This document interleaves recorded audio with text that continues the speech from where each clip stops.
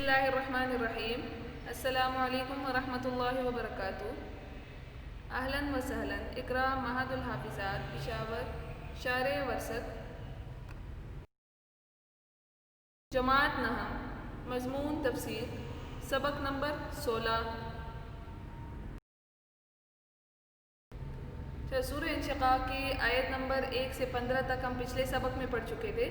اس میں قیامت کے احوال کا ذکر تھا اور اس کے بعد جو نیک اور بدکار لوگ ہیں ان کو جو بدلہ ملے گا ان کی جزا اور سزا کا ذکر تھا۔ آج کا سبق آیت نمبر 16 سے ہے۔ بسم اللہ الرحمن الرحیم۔ فلا اقسم بالشفق، پس میں قسم کھاتا ہوں شفق کی، شام کی سرخی کی، واللیل، اور قسم ہے رات کی، وما وسق، اور جن چیزوں کو رات سمیٹ لے، والقمری، قسم ہے چاند کی، اذا اتسق، جب وہ مکمل ہو جائے، پورا ہو جائے، لترکبن، تم ضرور بضرور سوار ہوگے، طبقا عن طبق، ایک حالت سے دوسری حالت میں، فما لہم، پس انہیں کیا ہوا، لا یؤمنون، کہ وہ ایمان نہیں لاتے، وَإِذَا قُرِئَ عَلَيْهِمْ، اور جب پڑھا جاتا ہے ان پر، القرآن، قرآن، لا یسجدون، تو وہ سجدہ نہیں کرتے، بل الذین کفروا، بلکہ وہ لوگ جو کافر ہیں، یکذبون، وہ جھٹلاتے ہیں، واللہ اعلم، اور اللہ زیادہ جانتا ہے، بما یوعون، جو وہ جمع کرتے ہیں یا وہ جو چھپاتے ہیں، فبشرہم، بس آپ خبر دیجئے، آپ خوشخبری دیجئے ان کو، بعذاب علیم، دردناک عذاب کی، الا الذین آمنوا، سوائے ان لوگوں کے جو ایمان لائے، وعملوا الصالحات، اور عمل کیے نیک، لہم اجر، ان کے لیے ایسا اجر ہے، غیر ممنون، جو نہ ختم ہونے والا ہے۔ اب تفسیر کی طرف آتے ہیں۔ تو فلا اقسم بالشفق، اس آیت سے یہاں اللہ تعالیٰ نے 4 چیزوں کی قسم کھائی ہے۔ پہلی قسم وہ شفق کی کھائی ہے، فلا اقسم بالشفق، میں شفق کی قسم کھاتا ہوں۔ تو شفق جو ہے وہ غروب آفتاب کے بعد آسمان کے کنارے پر جو سرخی نمودار ہوتی ہے، جو سرخی ظاہر ہوتی ہے، تو اس کو شفق کہا جاتا ہے۔ یا پھر طلوع آفتاب کے وقت جو سورج کی شعاعیں ذرات پر پڑتی ہیں تو ابتداً ایک سرخ رنگ آسمان پر ظاہر ہوتا ہے، تو اس کو شفق کہا جاتا ہے۔ اس کے علاوہ غروب آفتاب کے بعد جو سفیدی ہوتی ہے تو اس کو بھی شفق کہا جاتا ہے۔ تو پہلی قسم جو ہے وہ شفق کی کھائی ہے۔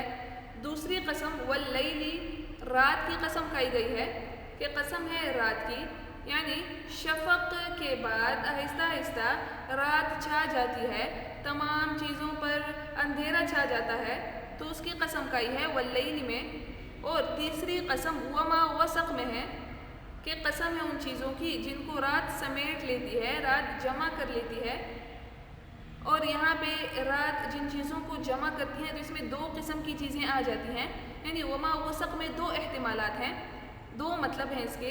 ایک مطلب یہ ہے کہ وہ تمام چیزیں کہ جن کو رات کی تاریکی اپنے اندر چھپا لیتی ہے، اپنے اندر لے لیتی ہے، تو اس معنی کو اگر ہم لیں گے تو یہ مفہوم عام ہے، کائنات کی، دنیا کی تمام چیزیں اس میں آ جائیں گی، یعنی دنیا کی تمام چیزوں پر اندھیرا چھا جاتا ہے رات کے وقت، تو رات کا اندھیرا جن چیزوں کو سمیٹ لیتی ہے تو دنیا کی تمام چیزیں، چاہے وہ حیوانات ہو، نباتات ہو، پہاڑ ہو، دریا، یہ تمام چیزوں پر اندھیرا چھا جاتا ہے۔ تو اس معنی کو اگر ہم لیں گے کہ جن چیزوں کو رات کا اندھیرا سمیٹ لے تو یہ تمام چیزیں اس میں داخل ہو جائیں گی۔ یا پھر دوسرا احتمال، دوسرا معنی کہ وما وسق، وہ چیزیں مراد ہیں کہ عام طور پر عادتاً دن کی روشنی میں جو چیزیں ادھر ادھر پھیل جاتی ہیں یا جو لوگ اپنے گھروں سے نکلتے ہیں تو رات کا اندھیرا ان کو سمیٹ لیتا ہے یا رات کی تاریکی میں وہ چھپ جاتے ہیں۔ تو مطلب یہ ہے کہ جو انسان ہیں یا اور جانور وغیرہ ہیں تو وہ دن کے وقت جو ہے وہ اپنے گھروں سے، اپنے ٹھکانوں سے نکلتے ہیں، لیکن رات کا اندھیرا جب چھا جاتا ہے، رات کی تاریکی چھا جاتی ہے تو وہ سب اپنے ٹھکانوں کی طرف واپس ہوتے ہیں، انسان اپنے گھروں کی طرف لوٹتے ہیں، پرندے گھونسلوں کی طرف واپس ہو جاتے ہیں۔ تو پھر دوسرے معنی کے مطابق اس سے یہی جاندار کہ جو دن کو نکلتے ہیں، رات کو اپنے گھر کی طرف واپس آتے ہیں، تو وہ مراد ہے کہ وما وسق قسم ہے ان چیزوں کی کہ جن کو رات سمیٹ لے. یعنی پہلے معنی کے مطابق کہ رات کی تاریکی جن چیزوں پر چھا جاتی ہے تو وہ تمام چیزیں اس میں آ جاتی ہیں، دنیا میں جتنی بھی چیزیں ہیں، کیونکہ رات کا اندھیرا ان تمام چیزوں پر چھا جاتا ہے. یا پھر دوسرا معنی یہ ہے کہ دن کو جو چیزیں نکلتی ہیں، پھیل جاتی ہیں، تو رات کا اندھیرا ان کو سمیٹ لیتا ہے. تو معنی یہ ہے کہ جو جاندار ہیں، جو جانور انسان وغیرہ ہیں، تو وہ اس میں داخل ہیں کہ وہ رات کے وقت واپس اپنے گھروں کی طرف، ٹھکانوں کی طرف لوٹ آتے ہیں. یہ تو تیسری قسم تھی. اور چوتھی قسم چاند کی کہی گئی ہے. والقمر اذا اتسق، قسم ہے چاند کی جب وہ مکمل ہو جائے. یعنی اس میں چاند کے مختلف حالات کی طرف بھی اشارہ ہے کہ چاند بھی پہلے باریک ہوتا ہے، ہلکا ہوتا ہے، پھر اس کے بعد بڑھتا جاتا ہے، اور چاند کے بڑھنے کے ساتھ ساتھ اس کی روشنی میں بھی اضافہ ہوتا رہتا ہے، یہاں تک کہ 14 دن میں وہ بالکل مکمل چاند بن جاتا ہے. تو اب یہ 4 چیزوں کی جو قسمیں کہی گئی ہیں، ایک شفق کی، رات کی، اور وما وسق جن چیزوں کو رات سمیٹ لیتی ہے، اور چاند کی، ان 4 چیزوں کی جو قسم کہی گئی ہے، تو اس کا مقصد جواب قسم کے مضمون کو پختہ کرنا ہے، اس کے مضمون کو مضبوط کرنا ہے. اور جواب قسم اگلی آیت میں ہے کہ لترکبن طبقا عن طبق، کہ تم ضرور بالضرور ایک حالت سے دوسری حالت میں سوار ہوگے. یعنی ہمیشہ تمہاری حالت ایک طرح نہیں رہے گی. یعنی جس طرح چاند جو ہے وہ ہمیشہ ایک حالت پر نہیں رہتا، بلکہ وہ پہلے باریک ہوتا ہے، اس کے بعد بڑھتا ہے، جب وہ مکمل ہو جاتا ہے تو واپس بھی اپنے باریکی کی طرف واپس ہوتا ہے، واپس چھوٹا ہوتا ہے.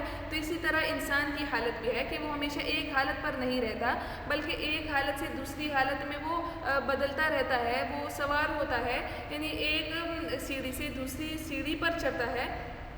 اپنی تخلیق سے لے کر، اپنی پیدائش سے لے کر اپنی موت تک کبھی وہ ایک حالت میں نہیں رہتا. پہلے جب پیدا ہوتا ہے تو بچہ ہوتا ہے، پھر جوان ہوتا ہے، بڑھاپا اس پر آتا ہے، یعنی وہ کمزور ہو جاتا ہے کہ جوانی میں وہ بہت مضبوط ہوتا ہے، پھر بڑھاپے میں کمزور ہو جاتا ہے، اور آخر جو ہے وہ موت آ جاتی ہے، وہ مر جاتا ہے. پھر قبر بھی اس کی آخری منزل نہیں ہوتی، بلکہ وہاں پہ بھی وہ انتظار کرتا ہے، اور آخری منزل جو ہے وہ پھر جنت یا جہنم ہے. یعنی پھر قیامت کے دن جب وہ قبر سے دوبارہ اٹھے گا، وہ زندہ ہوگا، تو وہاں پہ اس کو اس کے اعمال کا بدلہ دیا جائے گا، اور اس کے بعد جو اس کا مقصد ہے، اس کی منزل جو ہے، تو اس کا فیصلہ اس کے لیے ہوگا. یا تو اس کی منزل وہ ہوگی کہ ہمیشہ کے لیے وہ راحتوں میں ہوگا، جنت اس کے نصیب میں ہوگی، یا پھر اس کی منزل جو ہے وہ تکالیف کی جگہ ہوگی، جہنم کا فیصلہ اس کے لیے ہو جائے گا. تو لترکبن طبقا عن طبق میں اسی کی طرف اشارہ ہے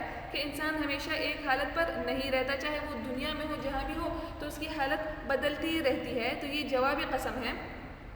تو اس لیے انسان کو چاہیے کہ دنیا میں جو ہے وہ دنیا کو اپنا مقصد نہ بنائے، بلکہ دنیا ایک ضرورت کی جگہ ہے کہ وہ اپنی ضروریات کو یہاں پہ دنیا کو استعمال کر کے ضروریات پوری کرتا ہے. باقی اس کی منزل یا اس کا مقصد جو ہے وہ آخرت ہے کہ وہ آخرت کے لیے اعمال کرے، آخرت کے لیے تیاری کرے. اور دنیا کے بارے میں حدیث میں بھی آتا ہے کہ آپ صلی اللہ علیہ وسلم نے فرمایا کہ کن فی الدنیا کأنک غریب او عابر سبیل، کہ دنیا میں ایسے رہو جیسے کہ تم مسافر ہو یا کوئی رہ گزر ہو، راستے سے گزرنے والے ہو. یعنی جس طرح کوئی مسافر اپنی تمام چیزیں، اپنی تمام تیاری صرف سفر ہی کے لیے نہیں کرتا، بلکہ جو چیزیں سفر میں اس کو پتہ ہوتا ہے کہ یہ ضرورت کی چیز ہے، میرے کام آئے گی، تو وہ اپنے ساتھ لے لیتا ہے. باقی گھر کی تمام چیزیں اٹھا کر وہ اپنے ساتھ نہیں لے جاتا. تو اسی طرح انسان کو بھی چاہیے کہ دنیا چونکہ ایک مسافر خانہ ہے، تو دنیا میں صرف انہی چیزوں کو استعمال کرے کہ جن کی ضرورت پڑتی ہے. باقی دنیا کو اپنا مقصد نہ بنائے، اپنی منزل نہ بنائے. فما لهم لا یؤمنون، پس انہیں کیا ہوا ہے کہ وہ ایمان نہیں لاتے. یعنی ان تمام دلائل کے باوجود، ان تمام ہدایات کے باوجود، سب کچھ سننے کے باوجود وہ ایسے غافل ہیں کہ وہ اللہ تعالیٰ پر ایمان نہیں لاتے.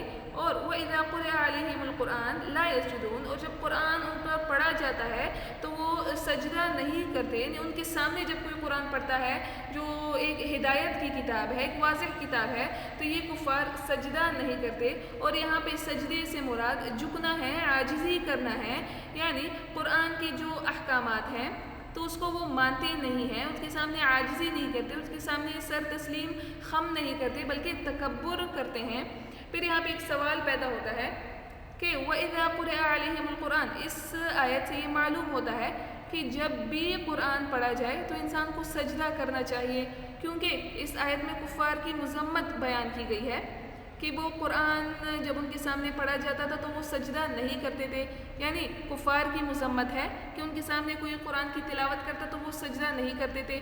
تو اب مسلمانوں کو تو یہ چاہیے، اس آیت سے جیسے معلوم ہوا کہ مسلمانوں کو یہ چاہیے کہ جب ان کے سامنے قرآن پڑھا جائے تو وہ سجدہ کر لیا کریں، لیکن ایسا ہوتا نہیں ہے۔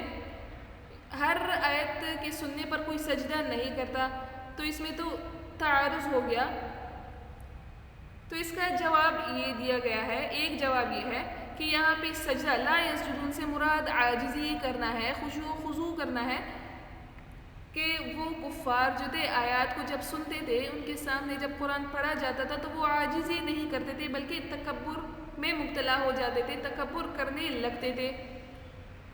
اور دوسرا جواب یہ دیا گیا ہے کہ القرآن سے یہاں تمام قرآن مراد نہیں ہے، بلکہ قرآن کی کچھ خاص اور مخصوص آیات مراد ہیں کہ جن کو آیات سجدہ کہا جاتا ہے، جن کی تعداد قرآن میں 14 ہے، یعنی ان آیات پر سجدہ کرنا تمام لوگوں کے لیے، جو بھی پڑھے یا سنے تو ان کے لیے اس کے سننے پر یا پڑھنے پر سجدہ کرنا واجب ہو جاتا ہے، لیکن کفار کے سامنے جب وہ آیات پڑھی جاتی تھی تو وہ اس پر سجدہ نہیں کرتے تھے، اس لیے ان کی مذمت یہاں بیان ہوئی ہے۔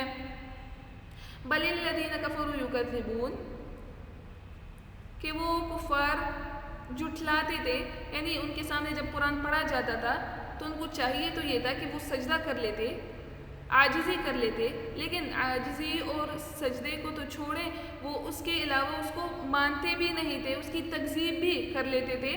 واللہ اعلم بما یوعون، لیکن ان کے دل میں یہ تھا کہ کسی کو اس کی خبر نہیں ہوگی یا کوئی اس کا پوچھنے والا نہیں ہے، لیکن نہیں، ایسا نہیں ہے، بلکہ اللہ زیادہ جانتا ہے جو وہ چھپاتے ہیں یا وہ جو جمع کرتے ہیں، یعنی اپنے دلوں میں جو آپ صلی اللہ علیہ وسلم کی دشمنی، عداوت وہ چھپائے ہوئے ہیں، جو تکذیب وہ کرتے ہیں اس کو چھپاتے ہیں، تو اللہ تعالیٰ سب خوب جانتا ہے۔ فبشرہم بعذاب علیم، بس آپ ان کو دردناک عذاب کی خوشخبری دیجیے، یعنی وہ کفار جو جھٹلاتے ہیں، تکذیب کرتے ہیں، سجدہ نہیں کرتے، عاجزی نہیں کرتے، تو ان کو دردناک عذاب کی خوشخبری دیجیے۔ اب یہاں پہ ایک دوسرا سوال یہ پیدا ہوتا ہے کہ بشارت یا بشر کے جو الفاظ ہیں یہ تو خوشی کے موقع پر بولے جاتے ہیں، یعنی کسی کو اچھی خبر دینی ہو، ایسی خبر کہ جس کو وہ شخص سن کر خوش ہو جائے، تو اس کے لیے بشر یا تبشیر کا یا خوشخبری دینے کا لفظ استعمال ہوتا ہے۔ حالانکہ وہ کفار عذاب کی خبر سننے پر خوش نہیں ہوں گے، بلکہ اس سے اور زیادہ ان کو پریشانی ہوگی، تو پھر یہاں پہ بشر کا لفظ کیوں استعمال کیا ہے؟ تو اس کے دو جوابات دیے گئے ہیں۔ پہلا جواب یہ ہے کہ یہاں پہ بشر مطلقاً خبر دینے کے معنی میں ہے، یعنی اخبر، کہ ان کو خبر دیجئے، مطلقاً خبر مراد ہے کہ ان کو دردناک عذاب کی خبر دیجئے۔ یا پھر دوسرا جواب یہ ہے کہ یہاں پہ اللہ تعالیٰ نے جو بشر کا صیغہ استعمال کیا ہے، بشر کا لفظ استعمال کیا ہے، تو یہ بطور استہزاء کے ہے، یعنی کفار چونکہ مسلمانوں کا مذاق اڑاتے تھے، ان کا استہزاء کرتے تھے، تو بدلے میں جواباً اللہ تعالیٰ نے بھی ان کے لیے یہ لفظ استعمال فرمایا ہے کہ فبشرہم بعذاب علیم، ان کو دردناک عذاب کی بشارت، خوشخبری دیجیے۔ الا الذین آمنوا وعملوا الصالحات، سوائے ان لوگوں کے جو ایمان لائے اور نیک اعمال کیے، لہم اجر غیر ممنون، ان کے لیے نہ ختم ہونے والا اجر ہے، یعنی جو مومن ہیں، نیک اعمال کرنے والے ہیں، تو اللہ تعالیٰ ان کو ایسا اجر دیں گے، ایسا بدلہ دیں گے جو نہ ختم ہونے والا ہوگا، ہمیشہ ہمیشہ رہے گا، بے انتہا ہوگا۔